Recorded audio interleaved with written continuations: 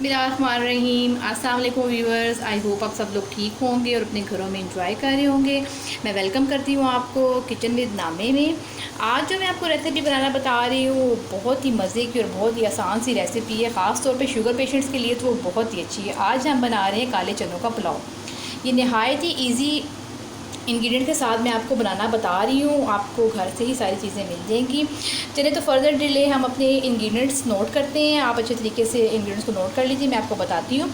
सबसे पहले हमें चाहिए होंगे 1 पाव काले चने। आपने इनको बॉईल कर लेना है। आप देख रहे हैं कि ये बिल्कुल नरम फॉर्म में बिल्कुल गल चुके हुए हैं। मैंने आपको बताना था कि ये आप देख सकते हैं।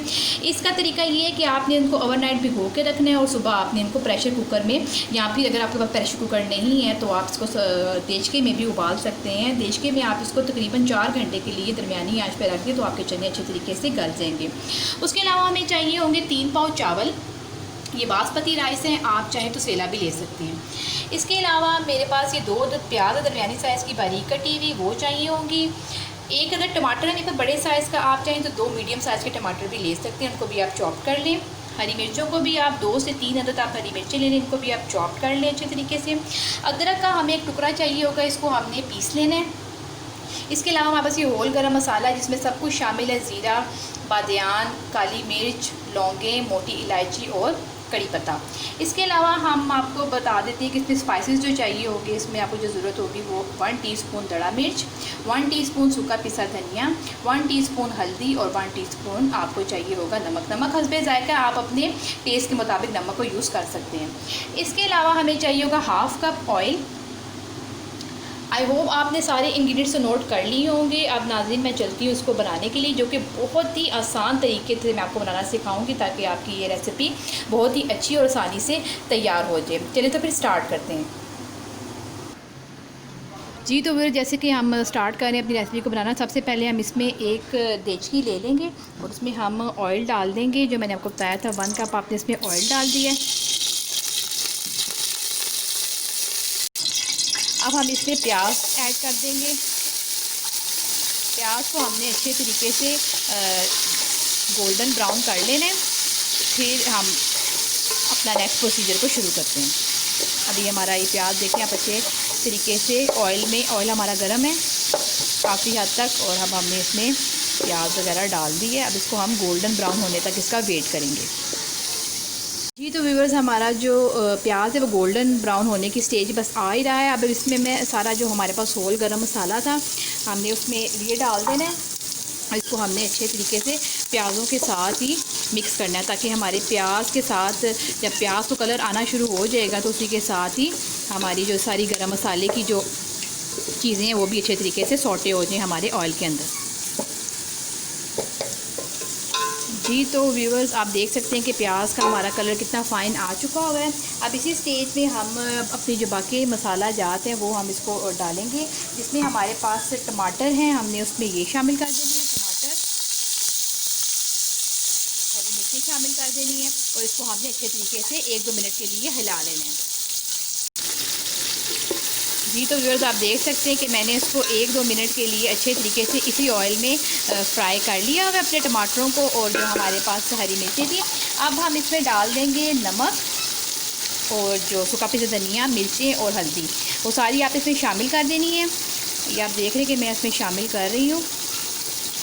आपने भी इसी तरीके से इसको शामिल करना है और इसको भी आपने तकरीबन 30 से 40 सेकेंड के लिए भून लेना है इसी ऑयल के अंदर। जी तो व्यूअर्स अब मैं चने इसमें शामिल मैंने कर दिए। मसाला मैंने इसको भून लिया था अच्छे तरीके से। अब मैं इस मसाले में ही चनों को अच्छे तरीके से भून लूँगी।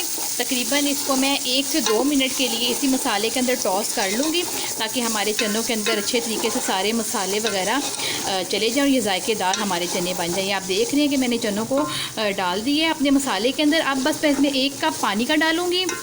उसके बाद मैं इसको तकरीबन 5 मिनट के लिए रख दूँगी ताकि अच्छे तरीके से मसाले के अंदर पक जाए और रच बच जाए सारी इसकी जो जायका है ना। तो अब मैं इसमें 1 कप पानी डालूँगी और उसके बाद फिर मैं आपको दिखाती हूँ उसका नेक्स्ट प्रोसीजर। जी व्यूअर्स मैंने इसको 1-2 मिनट के लिए फ्राई कर लिया था। अब इसमें मैं 1 कप पानी का डाल दूँगी जैसे कि मैंने आपको बताया है। ये पानी डाल के मैं इसको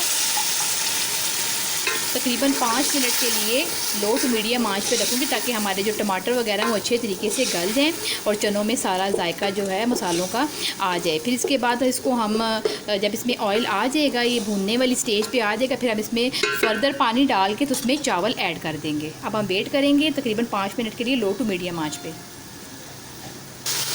जी तो जैसे आप देख रहे हैं कि 5 मिनट तक मैंने इनको तेज़ आंच पर पका लिया था। अभी हमारे मसाले ने ऑयल अच्छे तरीके से छोड़ दिया। अब हम इसमें पानी को शामिल कर देंगे। आप देख रहे हैं कि मैं इसमें पानी शामिल कर रही हूँ, और जब पानी हमारे को बॉयल आ जाएगा तो फिर हम इसमें चावलों को डाल देंगे।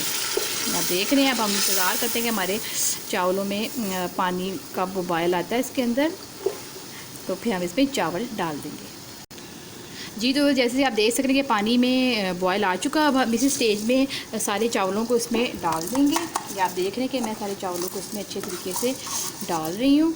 अब मैं इसको तकरीबन 2 से 3 मिनट लगेंगे इसमें, क्योंकि हमारी आंच बिल्कुल ज़्यादा तेज़ है, तो हमारे जो चावल हैं वो जल्दी इनमें बॉयल्स आना शुरू हो जाएंगे। आप इसकी शक्ल देखें कितनी ज़बरदस्त इसमें आए। आपने इस स्टेज में नमक को चेक कर लेना है, क्योंकि अब मैंने पानी डाल दिया हुआ है।